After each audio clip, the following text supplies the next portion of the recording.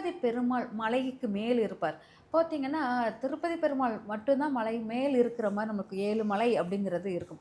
மீதி எல்லா பெருமாளும் நமக்கு சாதாரணமாக எல்லா இடத்துலயும் நம்ம பார்க்குற மாரி இருக்கும்.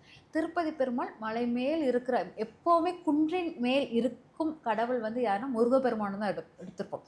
குன்று இருக்கும் இடமெல்லாம் முருகன் இருக்கிற இடம் அப்படிம்போம். ஆனால் திருப்பதி பெருமாள் மலை மேல் இருக்கிறது.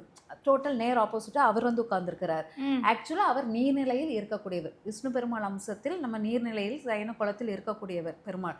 அவர் வந்து மலை மேல் நின்ற கோலத்தில் உட்கார்ந்திருப்பார். நின்ற கோலத்தில் இருப்பார். அப்பங்கும்போது அந்த திருப்பதி பெருமாள் நமக்கு ரொம்ப பவர்ஃபுல்லானது தொழிலுக்கு. அப்ப ஏன் முருகர நம்ம எடுக்கிறோம்? 6 படை வீடுகள் இருக்கு. 6 படை வீட்ல எந்த முருகர் தொழிலுக்கு சிறப்பாக இருக்கும் அப்படின்னு எடுத்தீங்கன்னா, திருச்செந்தூர் முருகர் தொழிலுக்கு சிறப்பாக இருக்கும். அவர் குன்றுல இருக்கிற இடமெல்லாம் முருகப்பெருமான் இருக்கும். ஆனா திருச்செந்தூர்ல மட்டும் தான் அவர் நீர்நிலையில் உட்கார்ந்திருப்பார். இந்த 2மே நேர் ஆப்போசிட்டாக இருக்கிற மாரி இருக்கும்.